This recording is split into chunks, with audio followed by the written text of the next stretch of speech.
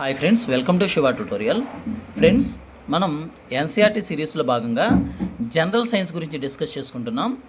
దానిలో భాగంగా 8th biology part 1 అనేది మొత్తం కంప్లీట్ అయిపోయింది. దానికి సంబంధించిన వీడియోస్ అనేది ప్లేలిస్ట్లో ఇచ్చాను. ప్లేలిస్ట్లో క్లియర్గా ఇచ్చాను, అక్కడ చూడండి. 8th బయాలజీ, 8th ఫిజిక్స్ అని ఇచ్చాను, అవి చూడండి. ఇది 8th క్లాసు బయాలజీ పార్ట్ 2. ఈ బయాలజీ పార్ట్ 2లో ఎన్ని లెసన్స్ ఉన్నాయో చూద్దాం. ఓకే, కౌమర దశ అనేది ఒక లెసన్ ఉంది. దీని తర్వాత మొక్కలు జంతువుల సంరక్షణ అనేది ఒకటి ఉంది.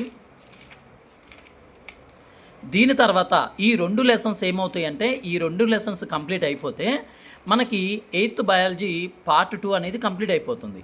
8th బయాలజీ పార్ట్ 2 కంప్లీట్ అయిపోయిన వెంటనే 9th బయాలజీలోకి వెళ్దాము. ఆల్రెడీ ఫిజిక్స్ ఈవినింగ్ వస్తుంటాయి దాని వీడియోస్. ఓకే, ఇప్పుడు కౌమర దశ అంటే ఏమిటి? ఒక నిర్దిష్ట వయసు వరకు పెరిగిన తర్వాత మాత్రమే మానవుల్లో అనేక ఇతర జంతువులలో ప్రత్యుత్పత్తిని జరిపే సామర్థ్యాన్ని కలిగి ఉంటాయి. అంటే ప్రత్యుత్పత్తిని జరపగలవు. అంటే ఆ ప్రత్యుత్పత్తిని జరపడానికి ఒక కొంత వయసు రావాలి. ఆ వయసు పెరిగిన తర్వాత మాత్రమే, లేకపోతే ఆ వయసు వరకు వచ్చిన తర్వాత మాత్రమే మానవులైనా సరే ఇతర జంతువులైనా సరే ప్రత్యుత్పత్తిని జరపగలవు. ఆ దశను ఏమంటామంటే కౌమర దశ. ఏమంటాం? కౌమర దశ అని అంటాం. ఇక్కడ అసలు కౌమర దశకు సంబంధించి పెరుగుదల అనేది పుట్టిన మొదటి రోజు నుండి మొదలవుతుంది. 10 లేదా 11 సంవత్సరాలు దాటే సమయంలో ఈ పెరుగుదల ఎలా ఉంటుందంటే త్వరితంగా ఉండటం అనేది గమనించవచ్చు. అంటే మనం పుట్టిన మొదటి రోజు నుంచి 10 సంవత్సరాలు లేదా 11 సంవత్సరాలు వయస్సు దాటే సమయం దాకా ఈ పెరుగుదల ఎలా ఉంటుందంటే చాలా త్వరితంగా ఉంటుంది. ఎదగడం అనేది ఒక సహజమైన ప్రక్రియ. జీవితకాలంలో ప్రత్యుత్పత్తి పరిపక్వతను సాధించడానికి శరీరంలో జరిగే మార్పుల కాలాన్ని మనం ఏమంటాము అంటే కౌమర దశ.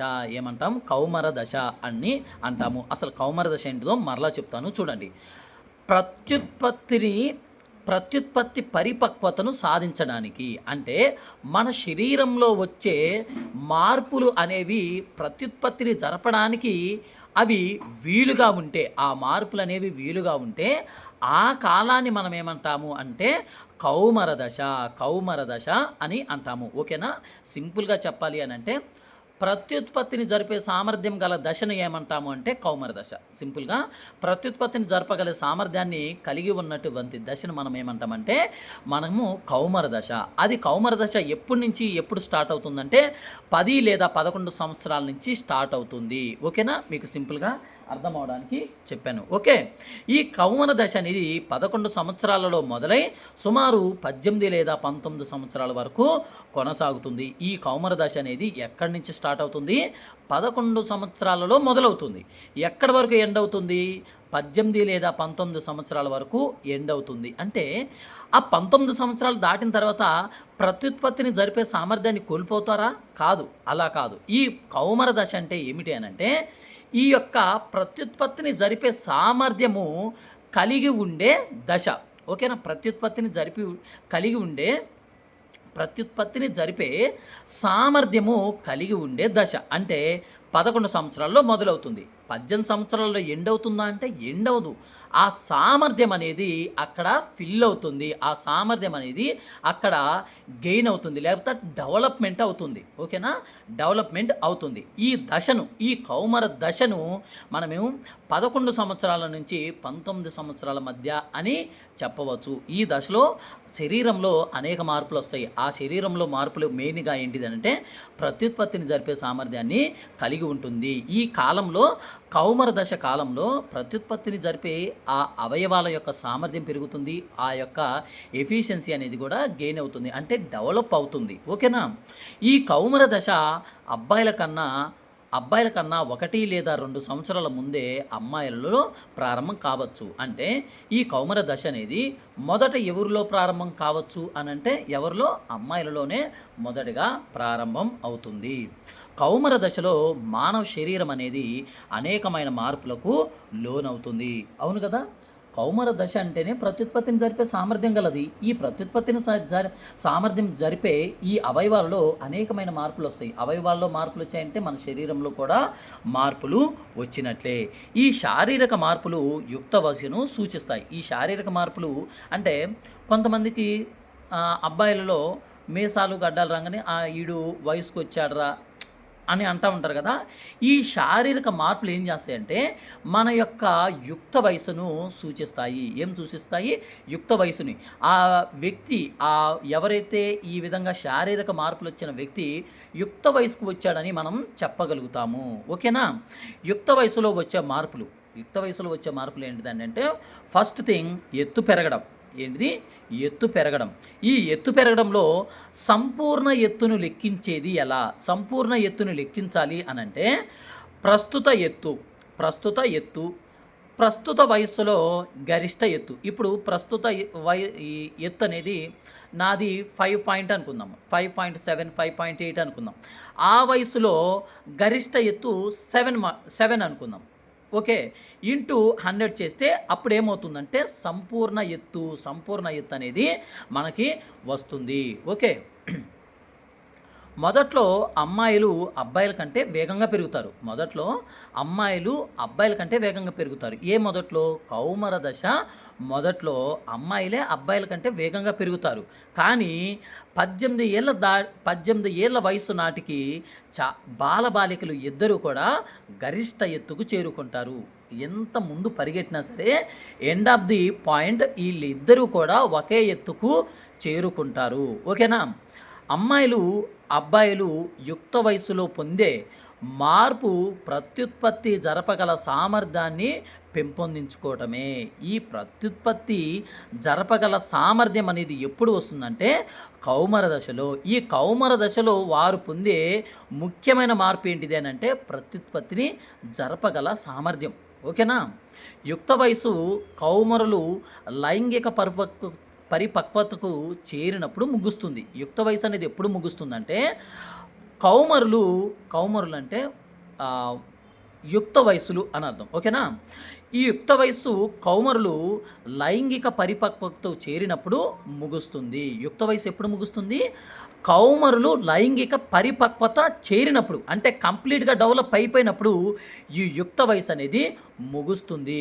ఓకే, శరీరం అన్ని భాగాలు ఒకే రీతిలో అభివృద్ధి చెందవు. ఈ కౌమార దశలో శరీరం అన్ని విధాలుగా ఒకే రీతిలో అభివృద్ధి చెందవు. కౌమారుల్లో శరీర పరిమాణంలో పోల్చుకుంటే కొన్నిసార్లు కాళ్ళు మరియు చేతులు కాస్త ఎక్కువ పరిమాణంలో కనిపిస్తాయి. ఎక్కువ పరిమాణం అంటే కౌమార దశకు ఒక అబ్బాయి వచ్చాడు. ఆ వ్యక్తి వచ్చినప్పుడు శరీరంలోని అన్ని భాగాలు ఒకేలాగా పెరగాలి అనే రూల్ ఏం లేదు.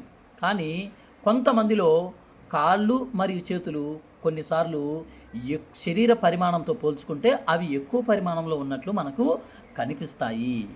ఓకేనా? ఎక్కువ పరిమాణంలో ఉన్నట్లు కనిపిస్తాయి. అంటే కౌమార దశకు వచ్చిన వ్యక్తి అన్ని భాగాలు పర్టికులర్ టైంలో ఒకే విధంగా పెరగాలి అనే రూల్ ఏం లేదు. ఓకేనా?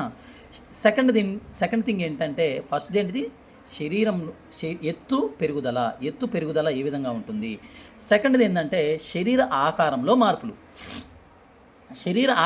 మార్పులు మనం చూసుకుంటే యుక్త వయసుకు చేరిన పిల్లల్లో భుజాలు సాధారణ పెరుగుదల మూలంగా వెడల్పుగా ఏర్పడతాయి. అంటే యుక్త వయసుకు చేరిన పిల్లల్లో భుజాలు అనేవి సాధారణ పెరుగుదల మూలంగా ఎలా అవుతాయంటే వెడల్పుగా అవుతాయి.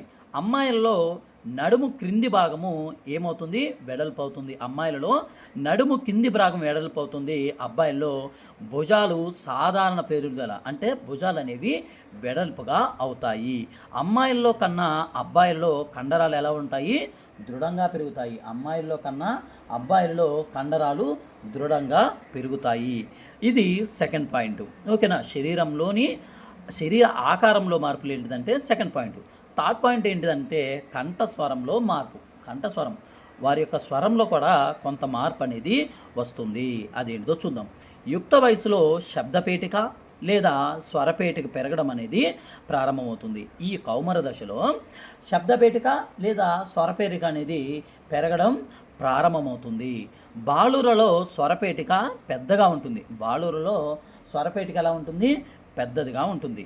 గొంతు భాగంలో ఉబ్బెత్తుగా చుచ్చుకొని పెరిగే నిర్మాణాన్ని ఆడమ్స్ యాపిల్, దాన్ని ఏమంటాం? స్వరపేటిక. ఏమంటాం ఇంగ్లీష్లో? Adams Apple. ఏమంటాం? ఆడమ్స్ యాపిల్ అని అంటాము. అమ్మాయిలలో స్వరపేటిక అనేది చిన్నగా ఉంటుంది. అమ్మాయిలలో స్వరపేటిక ఎలా ఉంటుంది? చిన్నగా ఉంటుంది. అందువల్ల బయటకు స్పష్టంగా ఈ ఆడమ్స్ యాపిల్ లేదా స్వరపేటిక అనేది కనపడదు. ఓకేనా? అమ్మాయిలలో స్వరపేటిక చిన్నగా ఉంటుంది కాబట్టి అది బయటకు అంత స్పష్టంగా కనబడదు. కానీ అబ్బాయిల్లో చాలా స్పష్టంగా కనిపిస్తుంది. ఆ స్వరపేటికని ఇంగ్లీష్లో ఏమంటాము? ఆడమ్స్ ఆపిల్ అని అంటాం. సాధారణంగా కంఠస్వరం అబ్బాయిలలో బొంగురుగాను, అమ్మాయిలలో అధిక కీచుదనం కలిగి ఉంటుంది. ఓకేనా? ఓకే, ఇది మనకి ధ్వని అనే టాపిక్లో కూడా వచ్చింది, మీరు గమనించారో లేదో. సాధారణంగా కంఠస్వరం అనేది అబ్బాయిలలో ఎలా ఉంటుందనంటే బొంగురుగా ఉంటుంది, అమ్మాయిలలో ఎలా ఉంటుందంటే చాలా కీచుదనంగా ఉంటుంది. ఓకే, కౌమర దశలోని బాలురుల్లో కొన్నిసార్లు స్వరపేటికలోని కండరాల పెరుగుదల వల్ల గొంతు బొంగురుగా మారుతుంది. ఓకే, ఈ కౌమర దశలోని బాలురులో గొంతు అనేది బొంగురుగా ఎప్పుడు మారుతుందంటే స్వరపేటికలోని కండరాల యొక్క పెరుగుదల కారణంగా గొంతు అనేది బొంగురుగా మారుతుంది. ఓకేనా? ఇప్పుడు స్వేద గ్రంథులు లేదా సెబీషియస్ గ్రంథులు క్రియాత్మక పెరుగుదల. ఈ గ్రంథులని ఎక్కడ వచ్చినా మీరు గుర్తుపెట్టుకోవాల్సింది ఏంటంటే అక్కడ ఏదో ఒక ఫ్లూయిడ్, ఏదో ఒక లిక్విడ్ లేదా ఏదో ఒక లిక్విడ్ అంటే రసం, ఏదైనా ఒక గ్రంథి అని వస్తే అక్కడ ఏదో ఒకటి రిలీజ్ అవుతుంది. రసం అనొచ్చు తెలుగులో, లేదా అంటే మనము ఆ ఫ్లూయిడ్ కానీ లిక్విడ్ అని రిలీజ్ అవుతున్నది అని అర్థం. ఏదైనా గ్రంథి అని వస్తే అదే గుర్తుపెట్టుకోవాలి. ఓకేనా? ఇక్కడ స్వేద గ్రంథులు, సెబీషియస్ గ్రంథులు, వాటి యొక్క పెరుగుదల ఏ విధంగా ఉంటుంది? కౌమర దశలో చూద్దాం. కౌమర దశలో స్వేద గ్రంథులు, సెబీషియస్ గ్రంథులు, దాన్నే మనం తైల గ్రంథులు అని కూడా అంటాం. ఇవి వాటి యొక్క స్రావాలు ఏం చేస్తాయి అంటే పెరుగుతాయి. పెరుగుతాయి. చర్మంలోని ఈ గ్రంథులు చర్యలు పెరగడం వలన, చాలామందికి యుక్త వయసులో ముఖంపై మొటిమలు ఎక్కువగా కనిపిస్తాయి. ఓకే, మీకు క్లియర్గా చెప్తాను చూడండి. కౌమర దశలో ఈ స్వేద గ్రంథులు కానీ, సెబీషియస్ గ్రంథులు లేదా తైల గ్రంథులు కూడా వాటి నుంచి రిలీజ్ అయ్యే స్రావాలు ఏమవుతాయి అంటే పెరుగుతాయి. వాటి నుంచి వచ్చే స్రావాలు లేదా లిక్విడ్ కానీ ఫ్లూయిడ్ కానీ ఏమవుతుందంటే పెరుగుతాయి. చర్మంలోని ఈ గ్రంథులు చర్యలు పెరగడం వలన, ఈ గ్రంథుల చర్యలు ఏంటిది? స్రావాలను రిలీజ్ చేయటమే కదా. చర్మంలోని ఈ గ్రంథుల చర్యలు పెరగడం వలన చాలామందికి యుక్త వయసులో ముఖంపై మొటిమలు ఎక్కువగా కనిపిస్తాయి. ముఖంపై మొటిమలు ఎక్కువగా కనిపించడానికి గల కారణమైన గ్రంథులు ఏంటి అంటే స్వేద గ్రంథులు లేదా సెబీషియస్ లేదా తైల గ్రంథులు. ఓకేనా? స్వేద గ్రంథులు, తైల గ్రంథులు మరియు లాలాజల గ్రంథులు వంటి కొన్ని గ్రంథులు వాటి స్రావాలను నాళాల ద్వారా విడుదల చేస్తాయి. ఎలా విడుదల చేస్తాయి? మోస్ట్ ఇంపార్టెంట్, గుర్తుపెట్టుకోండి. స్వేద గ్రంథులైనా, సెబీషియస్ గ్రంథులైనా లేదా వాటిని మనం తైల గ్రంథులు అంటాం, ఆ గ్రంథులైనా లేదా లాలాజల గ్రంథులైనా, ఇలాంటి గ్రంథులు వాటి స్రావాలనంట ఎలా విడుదల చేస్తాయంటే కొన్ని నాళాల ద్వారా రిలీజ్ చేస్తాయంట, విడుదల చేస్తాయంట. కానీ అంతఃస్రావక గ్రంథులు, ఇక్కడ ఒక కొత్త పాయింట్ అనేది మనకు వచ్చింది. అంతఃస్రావక గ్రంథులు హార్మోన్లు ఏం చేస్తాయంటే నేరుగా రక్తంలోకి విడుదల చేస్తాయి. ఎలా విడుదల చేస్తాయి? నేరుగా రక్తంలోకి విడుదల చేస్తాయి. వీటికి ఈ నాళాలు లేదా ట్యూబులు అవసరం లేదు. నేను రిలీజ్ చేయాలంటే నాకు ట్యూబ్ అవసరం అని చెప్పదు. ఏంటిది? ఇది అంతఃస్రావిక గ్రంథులు డైరెక్ట్గా రక్తంలోకి రిలీజ్ చేస్తాయి ఇవి. అందుకనే వాటిని మనం ఏమంటాము? వినాల గ్రంథులు అని అంటాం. వినాల గ్రంథులకు ఉన్నటువంటి మరొక పేరు ఏం పేరు? అంతఃస్రావక గ్రంథులు. ఈ లెసన్కి సంబంధించి ఈవినింగ్ 8 o'clockకి లైవ్ సెషన్లో కొన్ని క్వశ్చన్స్ అడగడం జరుగుతుంది. కాబట్టి వింటున్న ప్రతి ఒక్క అభ్యర్థి కూడా క్లియర్గా అర్థం చేసుకోండి, బట్టి పట్టద్దు, క్లియర్గా కాన్సెప్ట్ అర్థం చేసుకోండి. అసలు వినాల గ్రంథులు అంటే ఏంటిది? వీటికి నాళాలు అవసరం లేదు, వెంటనే ఈ ఈ గ్రంథుల నుంచి వచ్చే స్రావాలు అనేవి డైరెక్ట్గా రక్తంలోకి రిలీజ్ చేస్తాయి. ఈ వినాల గ్రంథులకు ఉన్న మరొక పేరు అంతఃస్రావక గ్రంథులు. ఓకే, స్వేద గ్రంథులు కానీ, తైల గ్రంథులు కానీ, లేదా లాలాజల గ్రంథులు, ఇలాంటి గ్రంథులు వాటి యొక్క స్రావాలను ఎలా రిలీజ్ చేస్తాయి? నాళాల ద్వారా రిలీజ్ చేస్తాయి, డైరెక్ట్గా రిలీజ్ చెయ్యవు. ఓకే, మానసిక మేధోపర భావోద్వేగ పరిపక్వతకు కూడా చేరుకోవడం అనేది ఏ దశలో జరుగుతుందంటే ఒక వ్యక్తిలో కౌమార దశలోనే చేరుతుంది. ఇక్కడ చదువుతాను. వ్యక్తి ఆలోచన విధానంలో కూడా మార్పులు తెచ్చే దశ కూడా ఈ కౌమార దశనే. అందుకనే యుక్త వయసులో సరైన డెసిషన్ తీసుకున్నవాడు గొప్పోడవుతాడు. యుక్త వయసులో సరైన డెసిషన్ తీసుకోకుండా ఎలా పడితే అలా తిరిగినవాడు చాలా ప్రాబ్లమ్స్ ఫేస్ చేస్తాడు. సక్సెస్ అవ్వడం చెప్పట్లే, చాలా ప్రాబ్లమ్స్ ఫేస్ చేస్తాడు. కానీ ఆ ప్రాబ్లమ్స్లో నుంచి బయటకు వచ్చిన తర్వాత నిశ్చయత ఉండి ఖచ్చితంగా నేను లైఫ్లో సక్సెస్ అవ్వాలి అనుకుంటే ఏది కూడా మనకు అడ్డు రాదు, ఖచ్చితంగా లైఫ్లో సక్సెస్ అవుతాడు.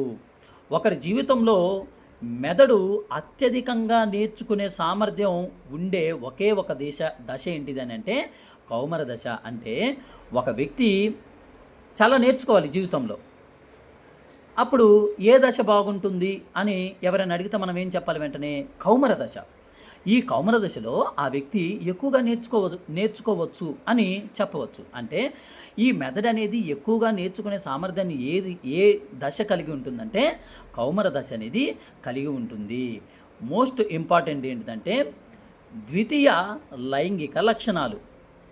ఈ లైంగిక లక్షణాలు పురుషులలో ఏ విధంగా ఉంటుంది, స్త్రీలలో ఏ విధంగా ఉంటుంది? మోస్ట్ ఇంపార్టెంట్, జాగ్రత్తగా గమనించండి.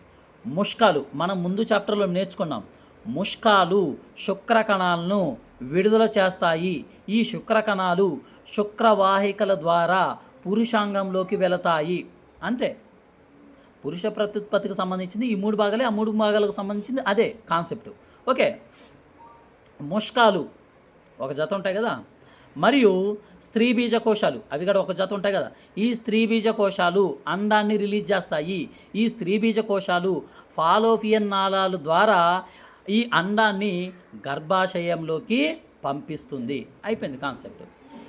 ముష్కాలు మరియు స్త్రీ బీజ కోశాలు అనేవి ప్రత్యుత్పత్తి అవయవాలు. అవును కదా, మనం ఇంతకుముందు క్లాస్లో ఏం మాట్లాడుకున్నాం? పురుషులలో ముష్కాలు, స్త్రీలలో స్త్రీబీజ కోశాలు అనేవి ప్రత్యుత్పత్తి అవయవాలు. వేరేవి కూడా ఉన్నాయి, కాకపోతే ఇక్కడి నుంచి శుక్రకణాలు రిలీజ్ అవుతాయి, ఇక్కడి నుంచి అండాలు రిలీజ్ అవుతాయి. ఓకేనా? అవి శుక్రకణాలు మరియు అండాలు అనే సంయోగ బీజాలను ఉత్పత్తి చేస్తాయి. ఇవేంటిని ఉత్పత్తి చేస్తాయి? సంయోగ బీజాలను ఉత్పత్తి చేస్తాయి. ముష్కాలేమో శుక్రకణాలను ఉత్పత్తి చేస్తాయి, స్త్రీబీజ కోశాలేమో అండాలను ఉత్పత్తి చేస్తాయి. ఓకేనా?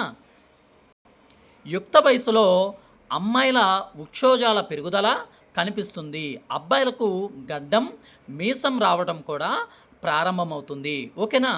అమ్మాయిలను మరియు అబ్బాయిలను గుర్తించడానికి అబ్బాయిలు ఇలా వీరు యుక్త వయసుకు వచ్చారు అని గుర్తించడానికి ఉపయోగపడే ఈ లక్షణాలను ఏమంటాము అంటే ద్వితీయ లైంగిక లక్షణాలు. ఏమంటాము? ద్వితీయ లైంగిక లక్షణాలు అని అంటాము. ఓకేనా? కౌమార దశలో జరిగే ఈ మార్పులు ఎవరు నియంత్రిస్తారు? అసలు ఈ మార్పులన్నీ జరుగుతున్నాయి కదా, మీసం రావటం, గడ్డం రావటం, ఇలా ఈ మార్పులన్నీ జరుగుతున్నాయి కదా. ఈ మార్పులు అనేవి ఎవరి కంట్రోల్లో ఉంటాయి? ఎవరు వీటిని కంట్రోల్ చేస్తున్నారు? అప్పటి వరకు రానివి ఇప్పుడు ఎందుకు వస్తున్నాయి అని అంటే వీటిని కంట్రోల్ చేసేది ఎవరు అని అంటే హార్మోన్లు. ఎవరు కంట్రోల్ చేస్తున్నారు? హార్మోన్లు ఈ యొక్క కౌమార దశలో జరిగే ఈ మార్పులను కంట్రోల్ చేస్తున్నాయి. ఓకే, హార్మోన్లు రసాయనిక పదార్థాలు. హార్మోన్లు ఏంటివి? అవి రసాయనిక పదార్థాలు. ఇవి అంతఃస్రావ గ్రంథులు. అంతఃస్రావుల గ్రంథులకు మరొక పేరేమిటి? వినాల గ్రంథులు. ఎందుకు అంతఃస్రావుల గ్రంథులు వినాల గ్రంథులు అని పిలవడానికి గల కారణం ఏమిటి? ఇవి హార్మోన్లు లేదా స్రావాలను నేరుగా రక్తంలోకి రిలీజ్ చేస్తాయి, లేదా అంతఃస్రావి వ్యవస్థ విడుదల చేసే స్రావాలు. మరలా చెప్తాను వినండి. ఇవి అంతఃస్రావిక గ్రంథులు లేదా వినాల గ్రంథులు. ఈ హార్మోన్లు ఏంటి అని అంటే అంతఃస్రావిక గ్రంథులు లేదా వినాల గ్రంథులు, లేదా ఈ అంతఃస్రావిక గ్రంథులు విడుదల చేసేటువంటి స్రావాలు. ఈ హార్మోన్లే ఈ స్రావాలు. యుక్త వయసుకు చేరే సమయానికి అబ్బాయిలలో ముష్కాలు యుక్త వయసుకు చేరే సమయానికి అబ్బాయిలలో ముష్కాలు ఏం చేస్తాయి అంటే పురుష హార్మోను లేదా టెస్టోస్టెరాన్ను స్రవిస్తాయి. ఓకేనా? పురుష హార్మోను లేదా టెస్టోస్టెరాన్ని స్రవిస్తే ఈ ముష్కాలు ఏం చేస్తాయి అంటే వాటి యొక్క స్రావాల పెరుగుదల లేకపోతే వాటి యొక్క స్రావాల క్రియ వలన ఈ శుక్రకణాలను రిలీజ్ చేస్తాయి. ఈ యొక్క పురుష హార్మోను లేదా టెస్టోస్టెరాన్ల వల్ల బాలురలలో మార్పులు వస్తాయి.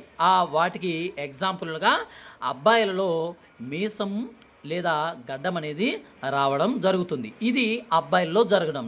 ఓకేనా? అబ్బాయిల్లో జరగడానికి పురుష హార్మోన్ లేదా టెస్టోస్టెరాన్ అనేది ఉపయోగపడుతుంది. మరి అమ్మాయిలలో కౌమర దశకు చేరుకోగానే వృక్షోజాలు పెరగడం అనే ఈ మార్పుకు కారణం ఏంటిదని అంటే స్త్రీ హార్మోను లేదా ఈస్ట్రోజెన్. ఈ స్త్రీ హార్మోను లేదా ఈస్ట్రోజెన్ అనే ఈ హార్మోన్ ఏం చేస్తాయి అంటే స్త్రీ బీజ కోశాలు ఉత్పత్తి చేయడం ప్రారంభిస్తాయి. ఈ స్త్రీ బీజ కోశాల నుంచి ఏం ఉత్పత్తి అవుతాయి? అండాలు అనేవి ఉత్పత్తి అవుతాయి. ఓకే.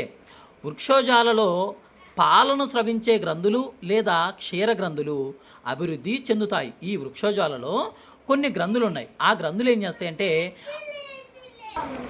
ఈ పాలను స్రవించే గ్రంథులు లేదా క్షీర గ్రంథులు ఏం చేస్తాయంటే వృక్షోజాలలో అభివృద్ధి చెందుతాయి. ఈ వృక్షోజాలలో పాలను అభివృద్ధి చెందనించే ఈ గ్రంథుల్లో ఉండే హార్మోన్ ఏంటిదనంటే ప్రొలాక్టిన్. ప్రొలాక్టిన్.